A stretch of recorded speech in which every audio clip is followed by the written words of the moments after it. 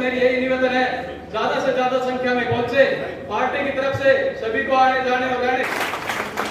बहुत बहुत धन्यवाद है संजय भाई। वक्ताओं में इस कड़ी के अंदर मैं अगली आवाज देना चाहूंगा बहुत ही मेहनती, जुझारू और इनकलाबी विचारों के रखने वाले सिरसा के इंसो के जिला अध्यक्ष भाई अमन गिल को कि वहाँ प्रदेश के अध्यक्ष सरदार निशान सिंह जी, राधेश्याम शर्मा जी, हार्दिक अभिनंदन का स्वागत करता हूँ। मैं तो भाई साहब को यही आज इंसो की जिला फतेहाबाद और सिरसा की बैठक में बताया मेरे पार्टी के प्रधान महासचिव व हमारे मुख्य मेहमान बड़े भाई अध्यक्ष भाई संजय बिश्नोई जी, मैं युवा आपके जिला के अध्यक्ष भाई अजय बोरा जी, मैं सम्मानित महिला स्तरीय बैठक में पहुंचने पर हार्दिक अभिनंदन करता हूं, स्वागत करता हूं।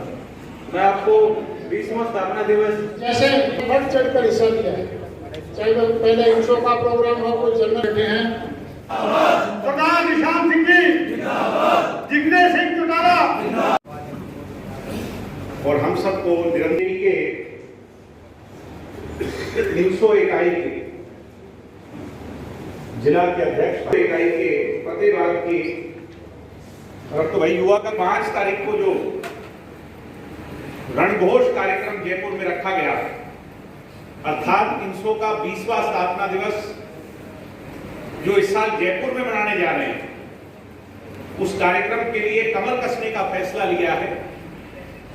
ना केवल फैसला लिया बल्कि आप इंसो के नेताओं ने मुझे विश्वास दिलाया है, सरदार निशान सिंह जी को विश्वास दिलाया है कि फतेहाबाद और जिला सिरसा के कार्यकर्ता इस बार ज्यादा संख्या में जयपुर में अपनी हाजिरी दर्ज कराकर उसको ऐतिहासिक बनाने का काम करेंगे।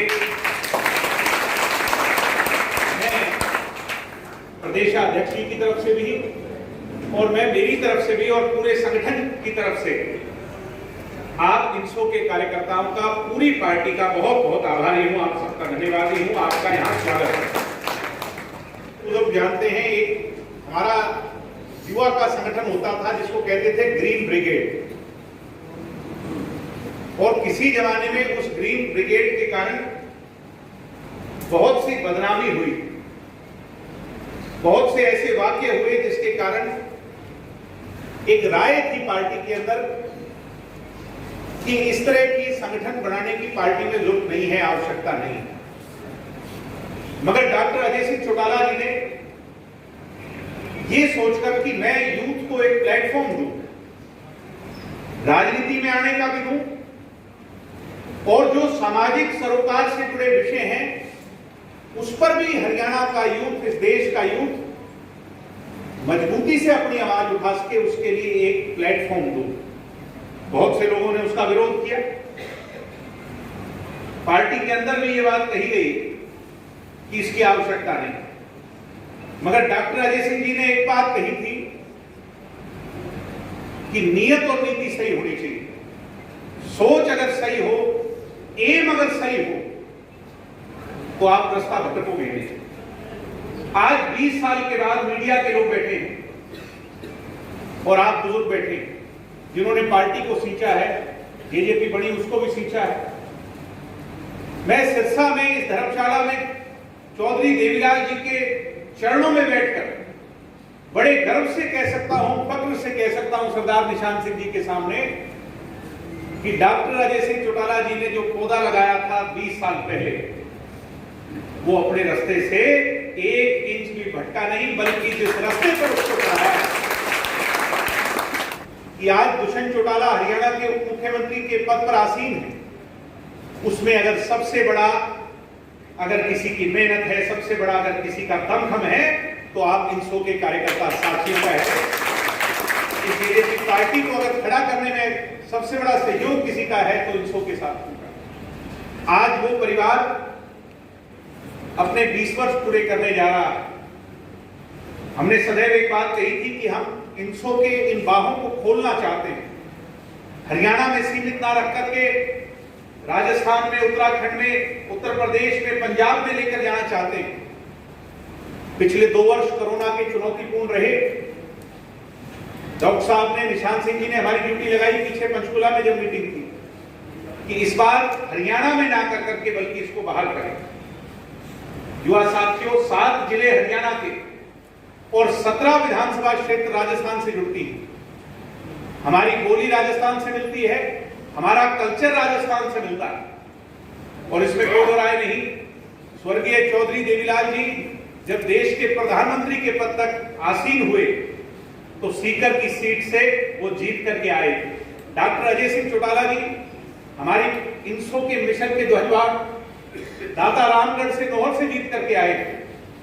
हमारा 4 पीढ़ी का नाता राजस्थान की उस भूमि से है, और 2023 के अंदर राजस्थान के युवा डगडगी लगा करके देख रहे हैं, बदलाव चाहते हैं, मगर कोई प्लेटफॉर्म भी चाहते हैं, उस बदलाव के लिए कोई रास्ता चाहते हैं।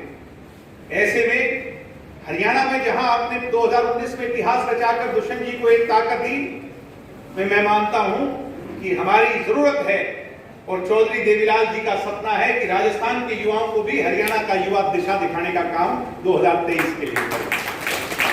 इसलिए 5 अगस्त को रणघोष नाम का कार्यक्रम रखा गया। उस रणघोष कार्यक्रम का न्योता, निमंत्रण, इन्विटेशन लेकर मैं आज आपके बीच में आया। युवा साथियों, वैसे तो 400 किलोमीटर पड़ता है, जयपुर नजदीक नहीं, मगर मैं पार्टी का धन्यवाद करूंगा कि जब कभी भी हमने सहयोग मांगा कभी हमें पीछे मुड़कर देखने का अवसर नहीं दिया। और इस बार भी पार्टी ने कहा किसी भी साथी को कोई गाड़ी की, कोई और जाने की व्यवस्था की चिंता ना करें, बल्कि वोल्वो की एसी बसों में बिठाकर हम पार्टी जो है युवा साथियों को आगे जाने का। मैं निशांत सिंह जी का आभारी हूं, इस बात के लिए धन्यवादी हूं, और आपसे कहूंगा कि दोनों जिलों का ज्यादा नहीं बल्कि 4-4 बसों का टारगेट है। एक बस में 50-52 लोग बैठते हैं। अगर 200-200 साथी ईमानदारी से यहां से बैठ करके जाएंगे और इसी हिसाब से पूरे हरियाणा में अगर हम आंकड़ा जोड़े तो 3-4 हजार साथी जाएंगे। और जितना उत्साह मैं राजस्थान में देख रहा हूं, मैं निशांत सिंह जी को बड़े विश्वास से कहना चाहता हूं, मैं 30 तारीख से राजस्थान में कार्यक्रम करने जा रहा हूं। मुझे रेगुलर टेलीफोन आ रहे हैं, आपसे भी लोग संपर्क कर रहे होंगे। जितना उत्साह हरियाणा में है कार्यक्रम को लेकर, उससे ज्यादा उत्साह राजस्थान के अंदर है। और मैं आपको विश्वास दिलाता हूं कि जो आपकी उम्मीद है कि कार्यक्रम इस तरीके का हो, इतनी संख्या हो, इतनी सिरों की गिनती हो, मैं आपको विश्वास दिलाता हूं उससे ज्यादा जोश होगा और उससे ज्यादा सिरों की गिनती होगी, कई हजार लोग। मगर साथियों, सबसे बड़ी ड्यूटी हम जिला सिरसा के और फतेहाबाद के जो हमारा घर है उन युवा साथियों की है।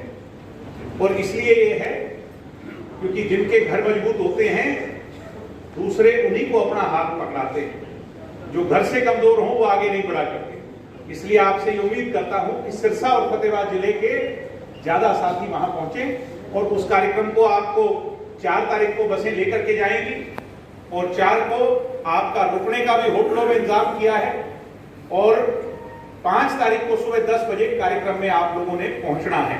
आओगे कि नहीं? सारे भाई बैठे हो, सारे तो ज्यादा से ज्यादा संख्या में पहुंचकर उसको कामयाब